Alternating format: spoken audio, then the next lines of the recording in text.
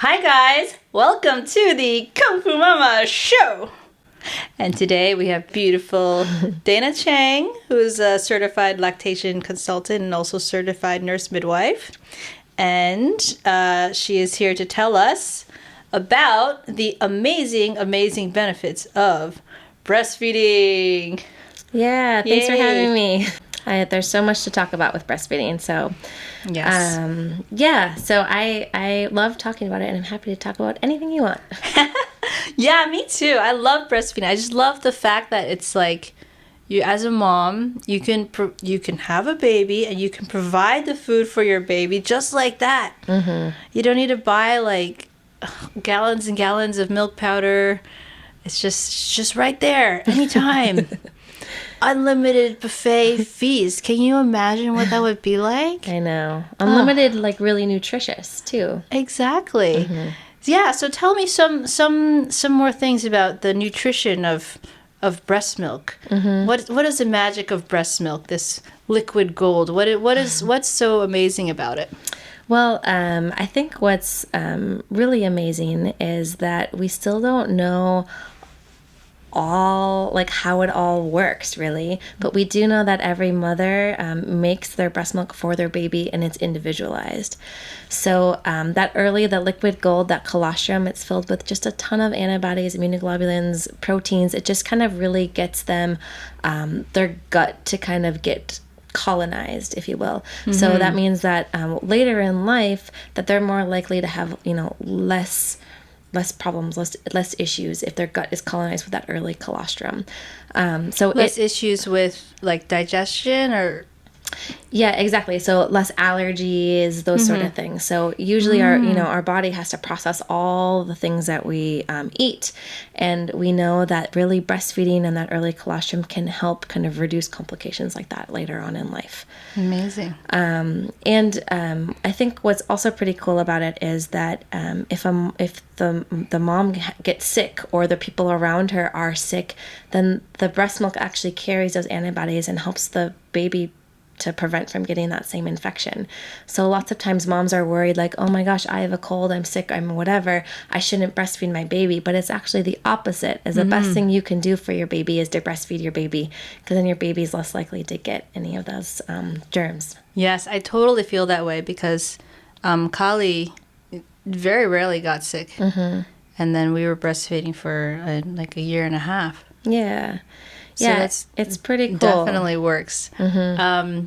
I've heard a lot of things about breast milk being used in other aspects. I mean, outside. Before on our last episode, you talked about how breastfeeding can be used to help with the like nipple cracks and things like that. Mm-hmm. Is there any other types of benefits in that respect? People will say that their infant or even like their older toddler gets a cut or whatever, and they'll just put their breast milk on it and help with the healing. Or their baby gets like a little pink irritated eye and they'll squirt breast milk in there to help with the healing as well. And I don't know whether it works or not. It seems like they heal faster, but I don't have concrete information on that. Yeah, it seems like a cool thing. I mean, I know that there's people who even sell like breast milk soaps and like they say do breast milk facials and all that stuff. Mm-hmm. But I guess bodybuilders apparently drink it sometimes. Exactly.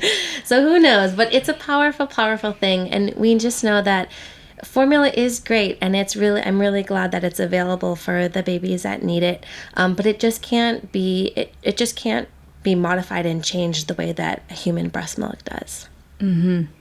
So that's really interesting what you said about it gets modified and changed. So even from when they're newborn up until, they're however even 2 years old, it'll actually physically, the composition of it will change for each stage of the baby? Yeah, and it changes throughout the day too. So let's say it's really hot outside and your baby is thirsty. The composition of it will be more watery. So the baby, when they're nursing, they're actually getting that kind of thirst satisfied.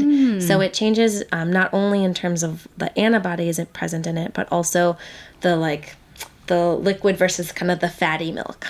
Right. So even in like the environment will matter a lot. Yeah. So often people will recommend that if babies go to daycare or something like that, and you're worried about your baby getting really sick because they're exposed to lots of germs. Right. And if you are still nursing, then you can ask to do a nursing session before you go. So when you pick up your baby, stay there and nurse your baby there, because your baby, they're constantly putting their hands in their mouths and all that kind of stuff. And so when they are nursing, they're also telling your body, hey, this is what I've been exposed to, through their saliva, through their hands touching you. And then you get some exposure to that. And then your body, then the breast milk can change.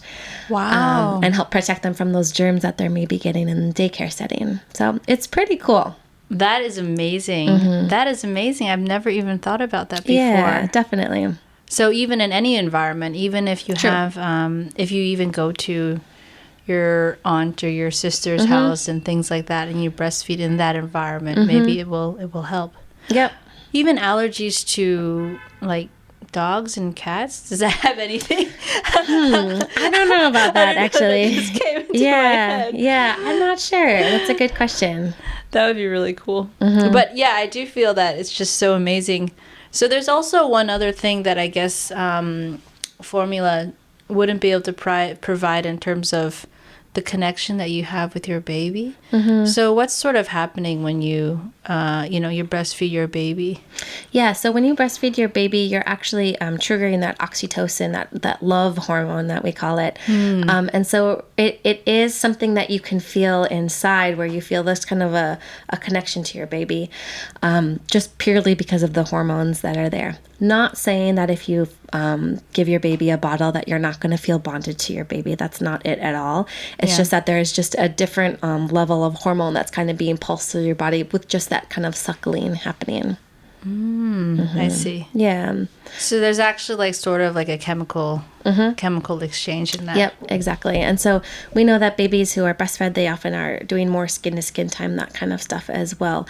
And so babies just are comforted by that extra touch. And so I think that, there's lots of talk about the benefits of breastfeeding. I think a lot of people, when they have their baby, when they're pregnant, they do expect, like, I'm going to breastfeed because I know that it's the right thing to do. But the reality is that it actually is really hard for a lot of people. And so I think that there is always a balance that we're trying to play in terms of, helping people understand the benefits of breastfeeding without making them feel guilty or shamed when they're not able to. Exactly. Or when they decide not to.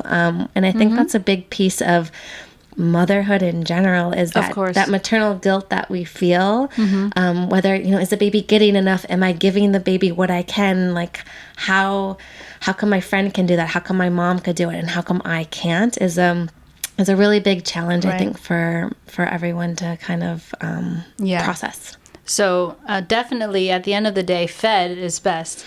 Exactly. Yeah. Yes. And, can you bond with your baby if you're not breastfeeding? Definitely, right? Yeah. Can you do skin to skin with your baby if you're not breastfeeding? Definitely. So there's lots of ways we can connect with our babies. We know that breast milk is very different than formula, but ultimately babies are fed, and at the end of the day, a fed baby is the best. Exactly. So also, I know that it also depends on your home environment in terms of being able to breastfeed or not, or having to give formula. What are some things that maybe your husband or your family can do to help? Yeah, good question. So there's lots of things that can be support. And so it can be purely just saying, good job. I see how hard this is for you. And I see that, that you're working on it, and that the benefits for you and our baby are going to be there, but right now is really hard. So just simply acknowledging that what they're doing is really hard can go a long way. And also being educated yourself. So I highly recommend when people are learning about breastfeeding, whether when they're pregnant, to bring those support people who are going to be key with them to learn more about it as well. Yeah. So that way, when the baby is crying and wanting to nurse, every 2 hours, they understand, oh, that's normal. That's not abnormal. The baby is not just super hungry. You do probably have enough, and that's just what the baby does. Right. So babies nurse on average 8 to 12 times within a 24-hour period, and that total is like 7 to 8 hours of nursing in the 24-hour period. That's so like crazy. a full-time job. Yeah. And so think about what you would want for help in that full-time job. You'd want people to help make food. You'd want people to bring you water. Yeah. You want people to say good job, or are you doing okay, or can I take the baby right when you're done and change the baby's diaper, or give the baby a bath, or all of those can little mom things. shower, or you know, like have a like second to just themselves. 30 minutes to myself. Yeah. So just those sort of things. And I think here in Taiwan, you know, the postpartum centers are lovely in terms of they offer you extra rest and support and food and all that sort of stuff. So it can be really beneficial.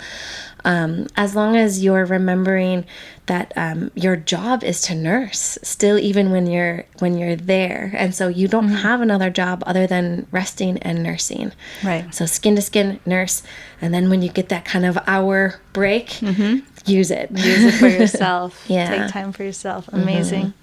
You mentioned something about routines and you know, breastfeeding 8 to 12 times a day. Is there some kind of routine or like hand expressing versus pumping versus breastfeeding, like some sort of routine that you would recommend for babies after they're born? Yeah. I would say that really when babies are born, I think of breastfeeding like a new sport. So you might know about it, but until you actually do it, you're not going to like get familiar and better at it. Right. So I think that letting the baby kind of lead in the beginning is best. So looking for their hunger cues, them rooting around, kind of eating their hands, opening their mouths, and feeding then. So try not to pay attention to clocks, try not to pay attention to what your mom or your grandma or the nurse is saying, but really focus on what the baby is telling you. And you can't nurse too much. You can get uncomfortable, and then we want to help you feel better about it, but there's no overfeeding a breastfed baby. So looking for those signs, nursing when the baby is hungry, and it'll slowly get into more of a recognizable routine, if you will. So the baby will actually determine the routine for you. Yeah, exactly. If you kind of let them, if you can kind of calm down the worry in your mind and just kind of focus on the baby. And again, if the baby's telling you that they're not hungry and you try to nurse them, that's okay. They're not going to nurse unless they want to, right? So you can't nurse too much. If you can't be wrong in trying.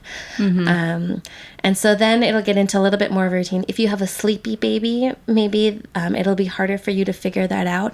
And so tips are kind of like undressing the baby, changing the baby's diaper, those sort of things, skin to skin, so they can kind of smell you and realize they're hungry. So kind of doing the diaper change and then nursing the baby and then kind of bundling the baby up for sleep is usually sort of the first initial routine you can get into. Oh, so that's if you feel like the baby hasn't eaten for a long time and you think, okay, maybe that they need to eat, but then they haven't, so then you do the diaper change. Or if your baby falls asleep quickly afterwards, right? So they nurse, and then they fall asleep within 5 minutes, and you're like, I don't feel like my breast is that empty. I feel like you need to eat more, but now you're passed out. Okay. So really getting the baby to be alert for the feed, and then after the feed is when they can sleep. I had that problem a lot. Yeah, because they're so comfortable there. They just want to sleep. Exactly. Yeah, exactly. but getting them undressed and kind of really getting them alert, so that way when they start to nurse, they're going to get in that kind of high volume when they're most alert. Hand expressing while nursing in those first few minutes can be really helpful to give baby, again, a little bit more so they stay alert longer. Okay, I see. Wonderful. So, what do you feel? How do you feel about breast pumps? 'Cause I know a lot of women get breast pumps and they have to work. Could you tell us a little bit about like when to pump or when to start pumping, or how does that all work? Yeah, so it's different for everybody. I would say that really, I mean, with breastfeeding and having breast milk, no matter how you have it or how you're going to use it, the main thing is that you need to get it out in order to have the supply, right? So if your baby is able to nurse and your baby's with you, that's fine, nurse. If your baby's going to be away from you, like you have to go back to work, or the latch is not working, or you're in pain, then pumping is a good way to get milk out and maintain your supply without having the baby there. And so using a breast pump, some people will start it really right away. If their baby's in the nursery, or they have a premature baby, or their baby's not able to get a nice big deep latch and the weight keeps dropping. So that would be a reason why we would start the pump, because we want the mom to have milk to give their baby when their baby is not latching and doing it themselves yet. Right. So some people will start earlier on, and they will pump just kind of every 2 to 3 hours to mimic when they would be breastfeeding. But some moms, the breastfeeding journey, they're able to nurse their babies, and they maybe need to build a supply for going back to work or something. So in that case, then I typically recommend people to start pumping to build that supply, maybe around week 4 or so. So the first 3 to 4 weeks, really just focus on breastfeeding your baby, looking for those cues, having the baby nurse on demand when they want to, let them get really strong in their latch and kind of both of you perfect it, and then introduce the pump. And so what you would do is you would nurse your baby like normal, and then that first feeding of the morning is usually when our supply is the highest just due to hormones. And so you nurse your baby, and then you pump for maybe like 10 or 15 minutes after feeding your baby for that first feed in the morning. Okay. And that you kind of store to the side, and that's kind of your stash then. And some moms will pump and get a lot of milk, and some moms will not. And that is something that we can help you troubleshoot if that's you, regardless of which one you are. Because sometimes you'll need to do a little bit more in order to build that supply if you're not pumping a lot. Some moms' bodies respond well to the pump, some moms' bodies don't. And so it can be a mental thing of when you pump, you think, oh my God, was that all the baby was getting? It's just droplets. I don't know what to do. Most of the time, babies are better at getting milk out than a pump is. Yeah. So be reassured that if your baby has been peeing and pooping and feeling content, it's probably fine. It's just that maybe we need to adjust the settings on your pump. Okay. So there's lots of buttons and things to do with the pump. And so that's something that, again, we can kind of, a lactation consultant can help you with, is figuring out which setting is best for you. Yeah. Which shield is the appropriate size for you. Maybe your pump tubes need to be changed. There's lots of different things that can make your body actually get more milk out from the pump.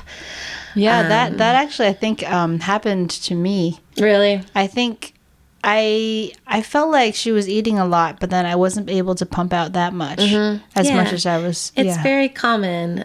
So sometimes we'll help people relax. Say, look at a picture of your baby, or cover up the actual bottles, so you're not like constantly staring at it, being like, oh my God, it's just a drop, it's just a drop.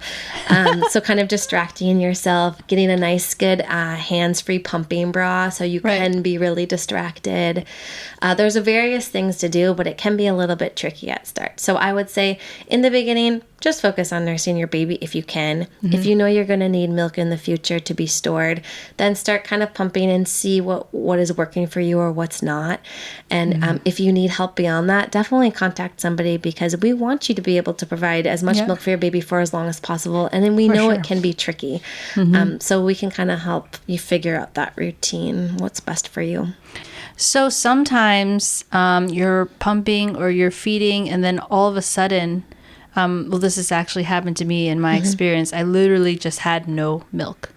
Nothing was coming out. It's just all of a sudden, no milk. Yeah. So what would you do in that situation? Or is there ways to increase your milk supply and things like that? So I would say that is something I hear often from people. So a lot of people have concerns about not enough milk, or they're pumping and they can't keep up for their baby's needs when they're at the daycare.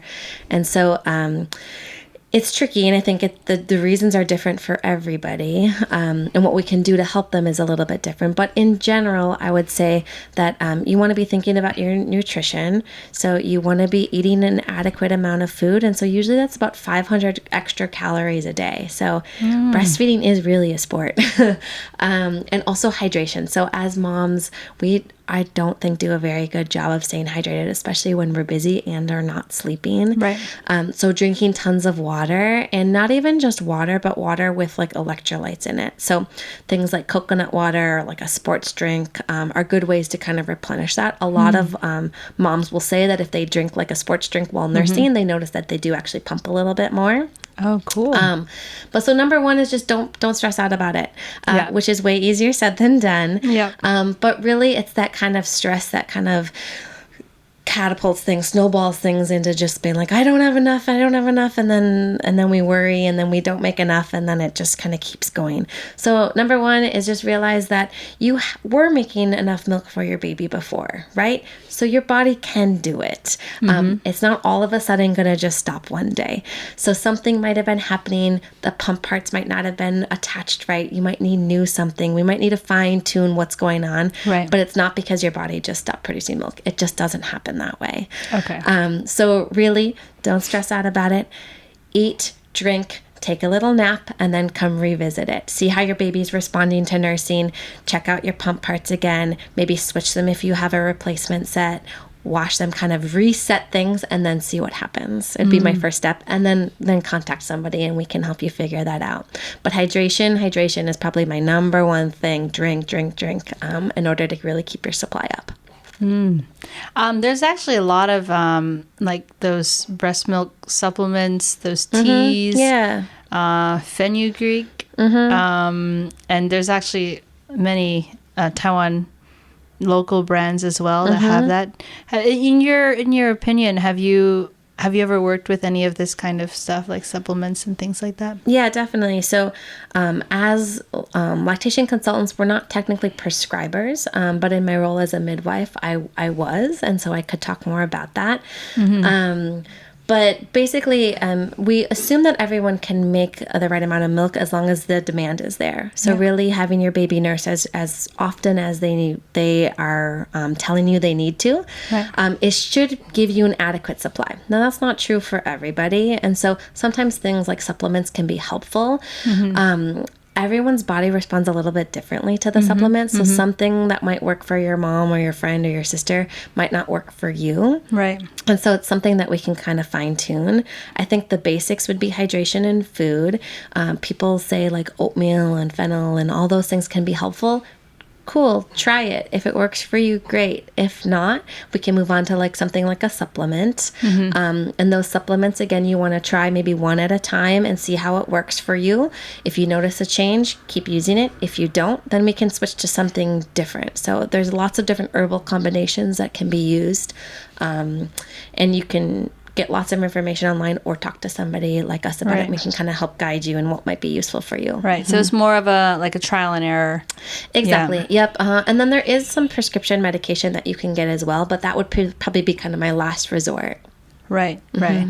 If you're really in dire. Yeah, you've tried some of the other stuff and it's not working for you, and we still want to maintain that breast milk for your baby for as long as we can. Is it possible that at that time that like they're already at the age or sort of that time that you just will not have any more milk? Could be. It's always that you can always get your supply back up? Yeah, usually, I mean, again, it's a demand thing. So if the baby is demanding and nursing and sending those hormones to your body, to your brain, then you should be able to produce for as long as the demand is there. Okay. I mean, the history of wet nurses, right? You think about that. They didn't have their own babies. They started having their own babies and then were able to continue breastfeeding and nursing other children. So as long as the demand is there, we should be able to produce it. Even moms who are can nurse not their own baby, right? So they had a baby before, they adopt a new baby, they're able to re-lactate. So get lactation to start again. So it's really a demand thing. So if you've had the amount of milk, we should be able to get it there. It just might take some tweaking of the things we use to help you out. That's so interesting. I'd love to hear more about how do you re-lactate? Demand. We can give you some hormones to kind of, again, get the right stimulation to get your body set up for it. But then ultimately it's demand. So whether that be a pump or a baby. Oh, okay. So you would just have the baby trying to get milk or like stuck on the nipple and eventually milk will come out. It should. But again, we might need to tweak some like hormones and stuff like that. Oh, okay. So even so for me, even though I stopped breastfeeding my baby like 6 months ago, if I wanted to, I could relactate. Yeah, you could. Your hormones while being pregnant are a little bit different than it would be post having the baby, post delivery. So Right. it might be a little bit different for you, but yes. It's possible. Yeah. Interesting. Even women who've never had babies before can lactate. That is so interesting. Yeah, there's a growing research about it, right? Because of the way that our families are changing, right? So our dynamics are changing, and there is a need for more of this information. So there's a lot of new, exciting information about how to help people lactate when they maybe not be the person who's carrying their own baby. Wow, that's so interesting. Because I can feel like right now, like my body is producing milk or something's going on here. Yeah. And so I often wonder about it, like, what if I just have her feed again? Like, I feel like there's lots of milk in there. And she points to them. She's like, milk. She's like, there's milk, mommy. Yeah. You stopped breastfeeding me, but there's milk there. She'll tell me. They know. They're smart. They also, the taste would be different for her than it would because you're pregnant. So lots of times what moms will say is that they're nursing and they get pregnant and then their baby that was nursing sort of is weans because they're sort of like, this is not what I wanted, because the taste changes for them. So it's kind of like a self-weaning thing that happens for some. Oh, interesting. That's so cool. Okay. Anyways, I'm totally mind blown right now. But yeah, thank you so much for all this amazing information for breastfeeding babies and for those on formula. Fed is best. Fed is best. Support is most important. Exactly. And yeah, so hope to see you again soon. Yes. And then thank you guys. Thank you all for joining us today. And thank you again, StoryAware, for this beautiful, reusable, no waste denim shirt here. I love it. Okay. Thank you so much. See you guys next week. Bye. Bye.